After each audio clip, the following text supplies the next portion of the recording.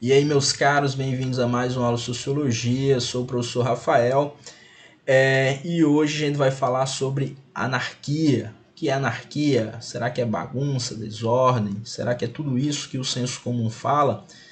Você já sabia que já existia uma comunidade anarquista aqui no Brasil? Pois é, chamada Colônia Cecília. Ela teve curta duração ali durante o século XIX, né? Ali entre a transição da República, né? E foi uma experiência vinda de imigrantes italianos que, ao chegarem aqui, encontraram uma situação completamente desfavorável para eles e decidiram então montar uma colônia. Claro que por ela ter sofrido ostracismo, né, por ter sido isolada, ela não durou muito tempo, durando somente 2 anos, mas foi uma experiência.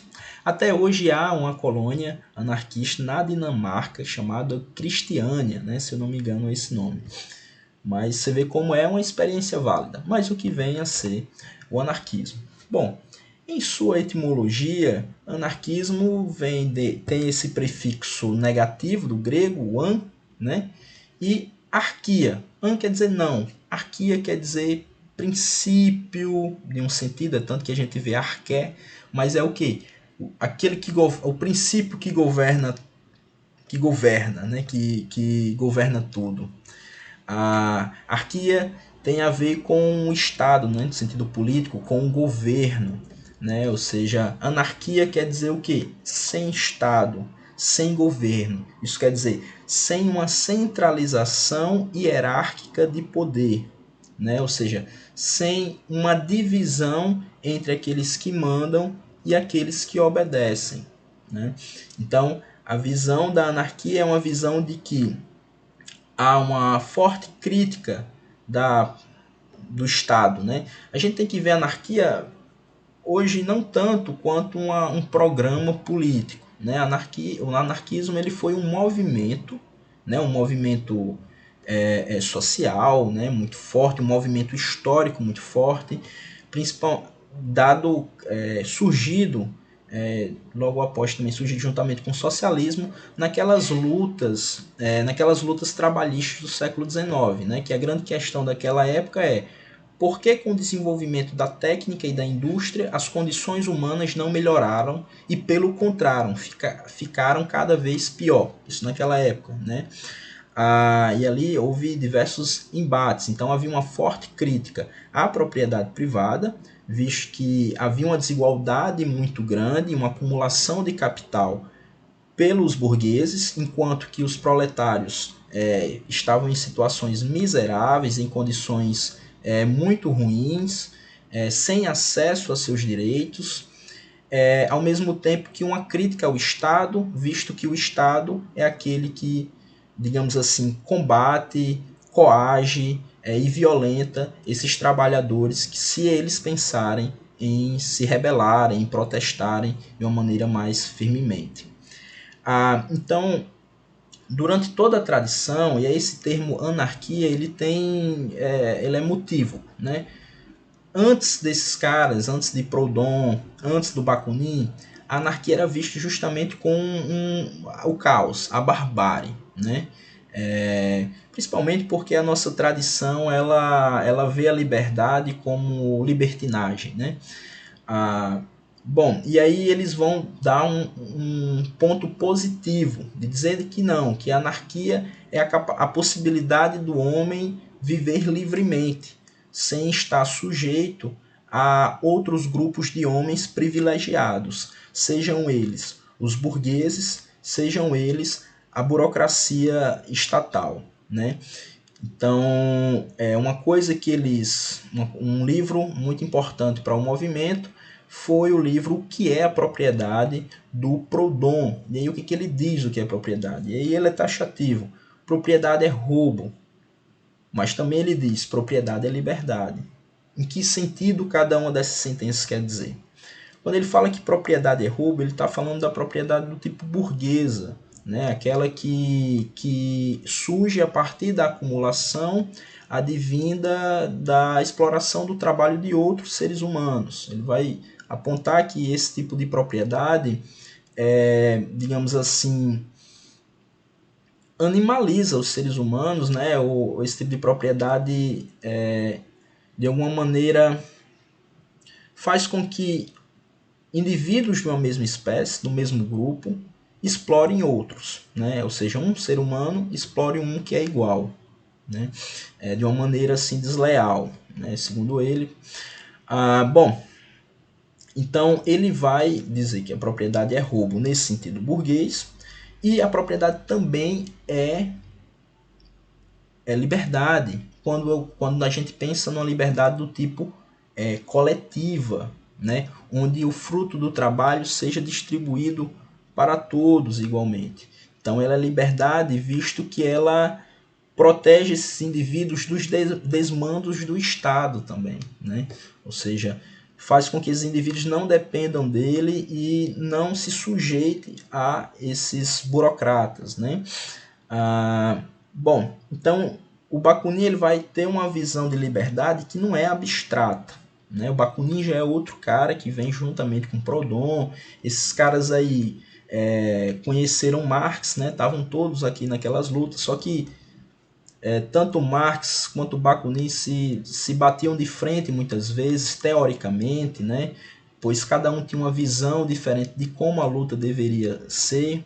O Marx ele via que e os socialistas, né, ele via que esse processo ele passaria pela tomada do Estado, né, e o Bakunin, quanto o Proudhon, como o movimento anarquista, vê que a partir do momento onde você dá poder ilimitado para uma pessoa que está no Estado, isso não garante que essa pessoa ela vai deixar a sua posição de poder para ser mais um igual, né?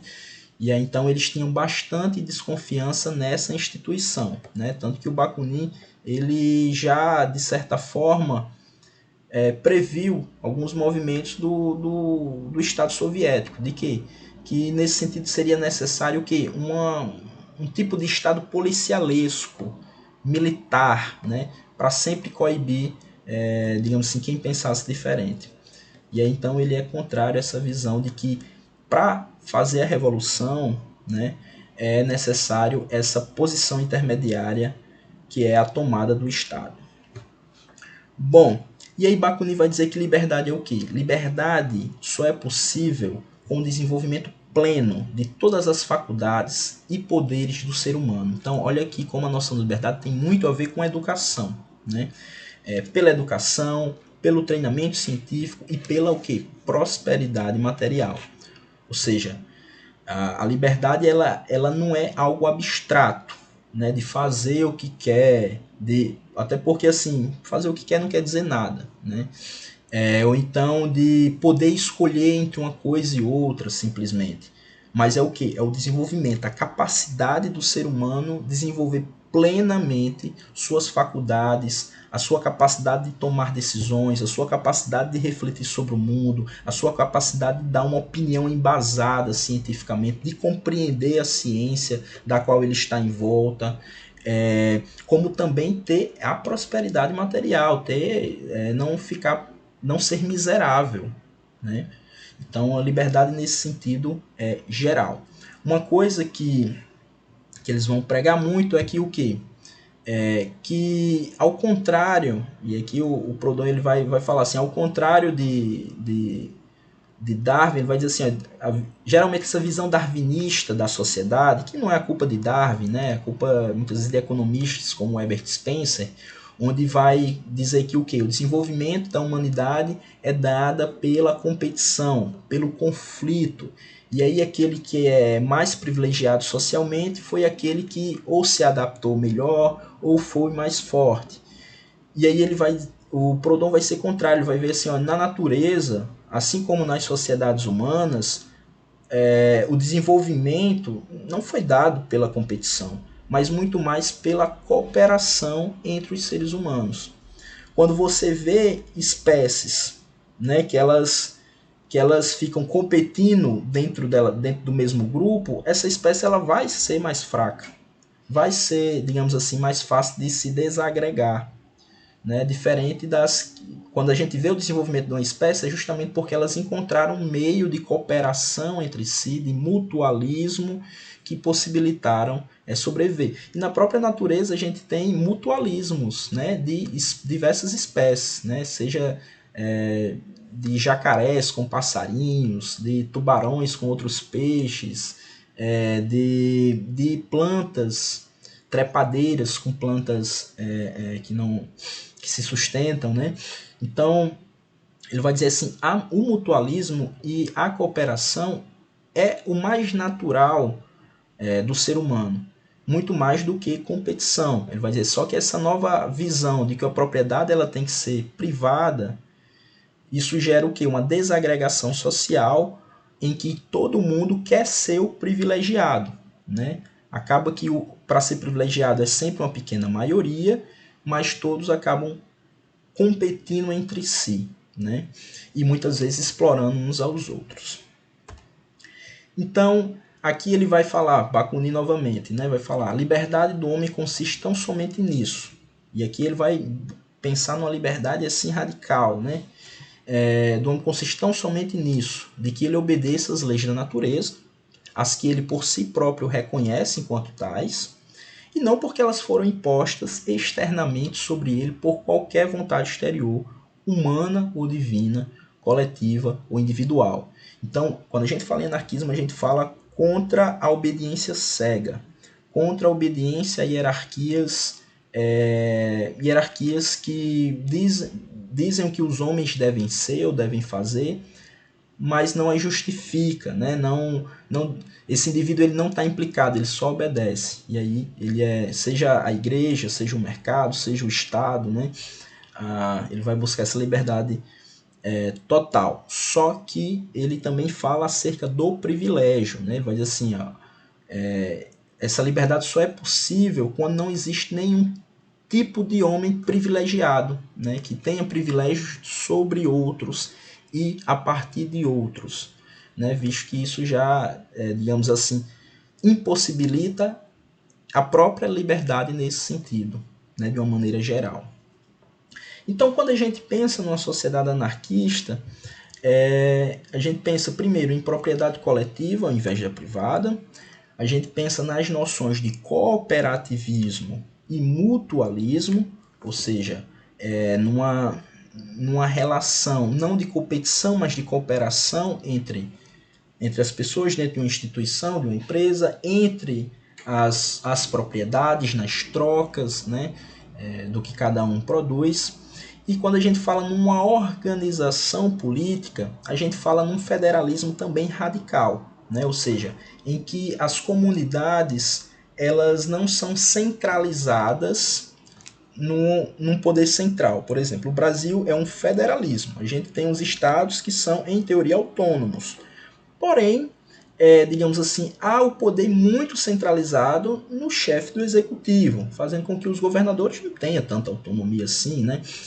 E lá eles pensam, primeiro, na não existência, né, dessas instituições, governador, né, mas algo mais cooperativo, uma democracia mais radical, como também a ideia de que não existe um poder central, ou seja, as comunidades elas podem se ligar ou se desligar uma das outras a depender dos seus interesses, a depender dos interesses daquela comunidade. Então, digamos assim, nenhuma cidade ou comunidade estaria sujeita ao poder de uma outra. Todas elas teriam uma espécie de soberania, como o próprio indivíduo também tinha sua capacidade de ser soberano de si mesmo. Bom, pessoal, essa é uma visão enxuta, é um movimento com muitos pensadores, com muitas linhas, né?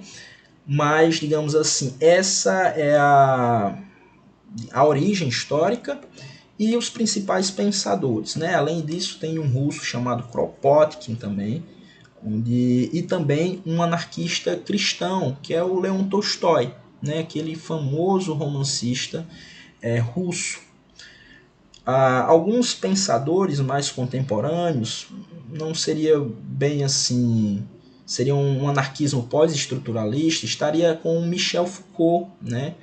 que a gente já estudou, Michel Foucault, outro pensador, Gilles Deleuze, que ele vai pensar como, digamos assim, essas autoridades, elas estão, esses poderes, elas criam a nossa subjetividade e como nós podemos resistir a elas também, criar novas possibilidades de ser, criar rachaduras de liberdade, né? Criar pequenas ações que possam dar um ato criativo, né? Então, uma visão muito mais micropolítica do dia a dia, cotidiana, né? Ou seja, ter uma liberdade de espírito nesse sentido, capaz de fazer com que você seja um pouco mais original, né?